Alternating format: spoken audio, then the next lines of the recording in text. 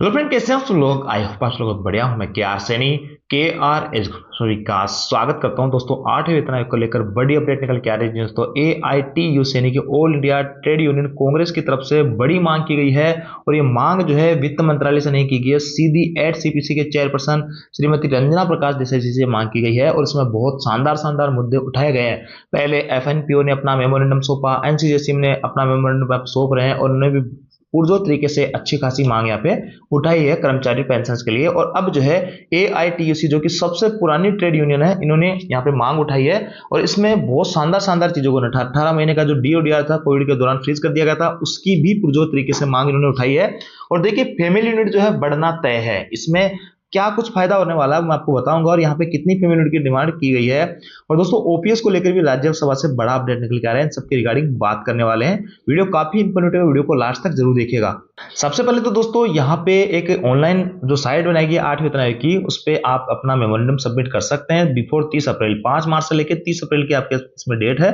और कौन कौन इसके अंदर जो है पार्टिसिपेट कर सकते हैं? Associates and union, individual employ कोई हो, पेंशनर्स कोई हो और मिनिस्ट्रियल और डिपार्टमेंट से इसके अंदर जो है आप अपना जो भी आप व्यू रखते हो, जो भी 18 सवाल यहाँ पे पूछे जा रहे हैं उनका आप रिप्लाई कर सकते हो। सभी केंद्रीय कर्मचारी, सभी लोग अपना यहाँ पे जवाब दे सकते हैं। और इसमें देखिए कई सारी चीजें हैं कि आपकी जो हार्ड कॉपी नहीं दे सकते आप, फिजिकली कॉपीज नहीं चलेगी, ईमेल PDF ये सब कुछ नहीं चलेगा। सिर्फ जो साइट है उसी पे आप जा सकते हैं। 30 अप्रैल आपकी लास्ट डेट रहने वाली है। और कैसे आप इसको सबमिट कर सकते हैं, देखिए ऑनलाइन या इसकी जो साइट है इस पे जाएंगे, वो कैन सबमिट, ये लोग इसको सबमिट कर सकते हैं, इनके पास में रहेगा और जो ऑथराइज रहेंगे। और हाउ टू सबमिट, कैसे सबमिट करना है वो यहाँ पे आप देख पा रहे होंगे। अब देखिए यहाँ पे जो AITUC इन्होंने क्या कुछ मांगे रखी है वो देख लेते हैं। काफी अच्छी खासी मांग यहाँ पे इनके द्वारा रखी गई है, 10 महत्वपूर्ण मांगे। देखिए तो स्क्रीन पे आप देख पा रहे होंगे, 8th पे कमीशन की डिमांड से AITUC all India trade union Congress what AITUC has officially placed before the 8th CPC। Demand area ये है और इनकी जो स्पेसिफिक मांग है ये है और इनका एक्सप्रेशन जस्टिफिकेशन यानी बहुत अच्छे तरीके से इन्होंने रखा है। देखिए सबसे पहले फिटमेंट फैक्टर, फिटमेंट फैक्टर के लिए इन्होंने कहा है कि मिनिमम जो है 3 का फिटमेंट फैक्टर यहाँ पे रहना है, ना 2.86, ना 2.41, ना 2। यहाँ पे सीधी डिमांड है 3+ की। तो इसमें अगर 3 फिटमेंट फैक्टर आपका रहता है, 3 से 3.25, जो कि NCJC ने भी यही मांग रखी थी, FNPO ने भी यही मांग रखी थी। और यहाँ पे इसका जस्टिफिकेशन इन्होंने बहुत अच्छे तरीके से एक्सप्लेन करके रखा है कि पिछला पे कमीशन जो था उसमें 2.57 था 2016 के अंदर। और उन सब कुछ डाटा को देखते हुए यहाँ पे इसकी जो रेंज है इस बार 3 से 3.25 के बीच में रहनी चाहिए। कम्यूटेड पेंशन रिस्टोरेशन के लिए इन्होंने कहा है कि after 11 years not 15 years. Commutation pension के लिए इन्होंने मांग उठाई है कि जो 15 साल के बाद में आप कम्यूटेशन रजिस्ट्रेशन कर रहे हैं पेंशन का, उसको आप चेंज करके और 11 साल उसको किया जाए। Government fully recover commuted pension amount within 11 years with interest counting the 15 years deduction beyond the point is unjust to pension. ये जो है अनजस्टिस है पेंशन के साथ में, इसको 11 साल किया जाए 15 साल की जगह।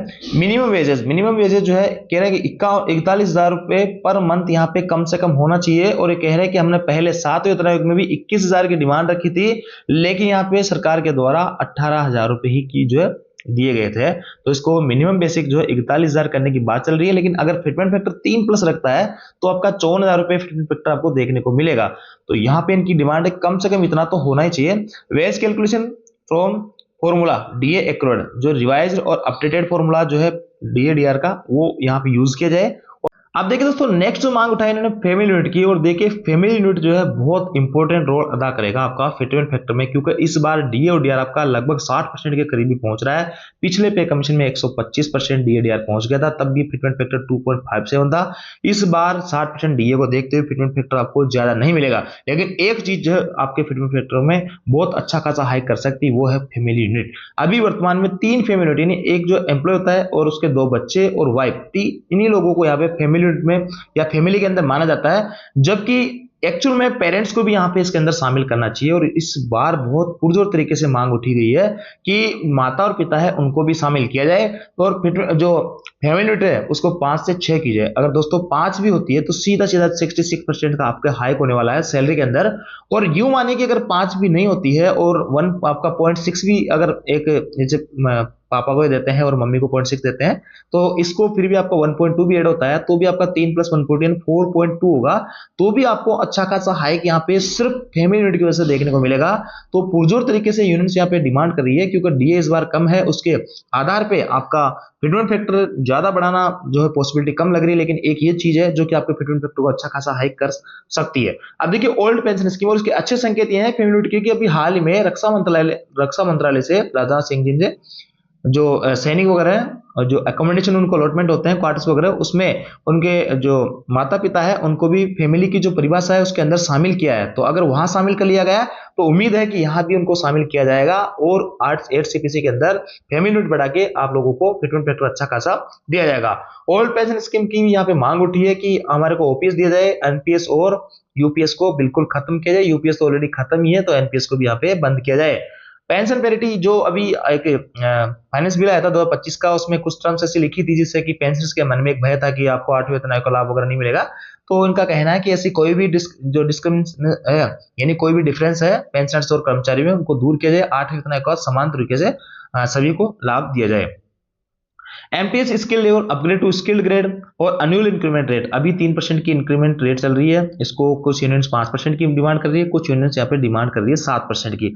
अगर दोस्तों 5 या 7 भी नहीं मिलता है तो कम से कम अगर डिमांड करोगे तो 3 से आपको हो सकता है 4 ही मिल जाए, 5 ही मिल जाए, तो भी आपको बहुत अच्छा खासा फायदा यहाँ पे देखने को मिलेगा। क्योंकि एनुअल इंक्रीमेंट से आपकी जो बेसिक बढ़ती है उससे आपके सारे के अलाउंसेज यहाँ पे बढ़ेंगे। और बहुत मोटी चीज देखिए, कोविड का डीए एरियर आपको रिलीज 18 मंथ्स ऑफ डीएडीआर, यानी उस टाइम कहा गया था कि देश की आर्थिक स्थिति सही नहीं है, अब आर्थिक स्थिति सही है देश की, तो कर्मचारियों का जो रोका हुआ पैसा है 18 महीने का डीओडीआर विद इंटरेस्ट यहाँ पे पेमेंट किया जाए। इसकी भी यहाँ पे एआईटीयूसी ने पुरजोर तरीके से मांग रखी है। 8वां वेतन आयोग के चेयरपर्सन से सीधी डिमांड यहाँ पे रखी गई है।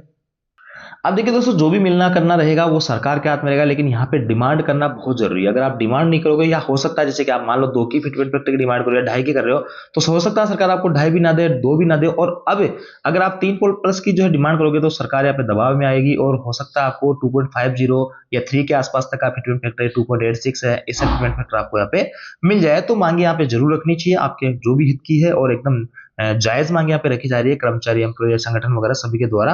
बाकी देखना ये होगा कि क्या कुछ फाइनल होता है, इसमें अभी समय लगने वाला है। आपके 2027 लास्ट तक या 2028 फर्स्ट तक ये चीजें इंप्लीमेंट होती नजर आएगी। अब देखिए दोस्तों, ओपीएस को लेकर एक बहुत बड़ी अपडेट निकल के आ रही है। राज्यसभा से सवाल जवाब हुए थे, और ये है 10 मार्च 2026 की लेटेस्ट अपडेट है। राज्यसभा में सवाल नंबर था 993।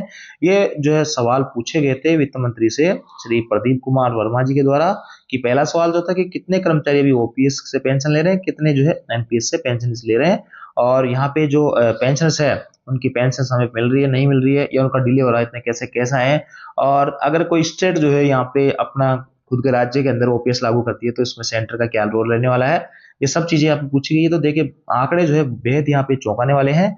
ओपीएस में जो है अभी ओल्ड पेंशन स्कीम के अंदर, जैसे कि यहाँ पे टोटल जो है pension number of center employ approximately इतने तो एम्प्लॉय है, और पेंशनर से आपके यहाँ पे देखिए ये है आपका 69 लाख जो है पेंशनर से, ये एज ऑन 8/12/2025 के डाटा के आधार पे ओल्ड पेंशन स्कीम ले रहे हैं 69 लाख पेंशनर्स, और सिर्फ 49,000 जो कर्मचारी है वो लगभग 50,000 कर्मचारी आपके एनपीएस के अंदर आए। एनपीएस आपकी 2004 के अंदर लागू हुई थी, और लगभग मान के चलिए कि मोटा मोटा 22-23 साल इनको हो गया है। तो अब आगामी जो दशक चल रहा है, इस दशक के अंदर आगामी जो 10 साल रहने वाले हैं उसमें बहुत सारे रिटायरमेंट होने वाले हैं एनपीएस के तहत। तो एनपीएस के जो कर्मचारी है, एनपीएस की जो संख्या है यहाँ पे बहुत भयंकर तरीके से बढ़ने वाली है, और पुरजोर तरीके से मांग की जा रही है लंबे समय से कर्मचारी संगठन के द्वारा कि हमारे को जो ओपीएस बहाल की जाए, एनपीएस और यूपीएस को खत्म किया जाए। आगे देखिए बीम पॉइंट में लिखा है कि द गवर्नमेंट पेंशन, यानी जो पेंशन समय पे सबको मिल रही है और किसी को समय पे नहीं मिल रही है, ऐसी कोई भी कंप्लेंट हमारे पास नहीं आई है, पीएफआरडी के अकॉर्डिंग ऐसा कहा गया है। आगे लिखा है कि जो स्टेट वगैरह हैं एकदम स्वतंत्र है, अपने यहाँ पे ओपीएस वगैरह लागू कर सकते हैं। बाकी और बहुत सारी कुछ चीजें लिखी गई है, और एनपीएस में सुधार की भी यहाँ पे बात की जा रही है कि हम समय समय पे एनपीएस वगैरह में सुधार कर रहे हैं, एनपीएस के हम यूपीएस लेकर आए थे, ये वगैरह सारी कुछ चीजें ये यहाँ पे लिखी हुई है। अब देखिए दोस्तों, थोड़ा सा और इसको समराइज करते हैं। वो ये चीज वही लिखी है कि पेंशन अपडेट इन पार्लियामेंट, और ये आपका लास्ट में देखते हैं थोड़ा सा इसमें यहाँ पे यहाँ पे आपको सारी कुछ चीज़ें और थोड़ी सी क्लियर हो जाएगी कि ओपीएस जो पेंशन है अभी 1385 गुना है एनपीएस पेंशन से। और गवर्नमेंट ऑफिशियल रिव्यूज, हाँ गवर्नमेंट ने भी जो सवाल जवाब हुए थे संसद के अंदर उसने स्पष्ट मना कर दिया था कि हमारा कोई भी प्लान नहीं है ओपीएस देने का, लेकिन कर्मचारी संगठन अभी अड़े हुए हैं ओपीएस लेने के ऊपर। टोटल जो है 8 वेतन आयोग से अफेक्टेड पीपुल रहेंगे वो 1.19 करोड़, जिनमें देखिए 50.40 तो आपके जो है एम्प्लॉय है और 69 लाख आपके जो है पेंशन है। तो ऐसे में टोटल 1.20 करोड़ के करीब जो कर्मचारी है उनको 8वें वेतन के अंदर फायदा होने वाला है ये पीएफआरडी के अकॉर्डिंग। तो यदि दोस्तों अपडेट आए जानकारी आपको अच्छी लगी होगी, वीडियो आपको लाइक दोस्तों शेयर जरूर कीजिए। आपका क्या कहना है, कितना क्या कुछ मिल सकता है 8वें वेतन के अंदर? Thank you.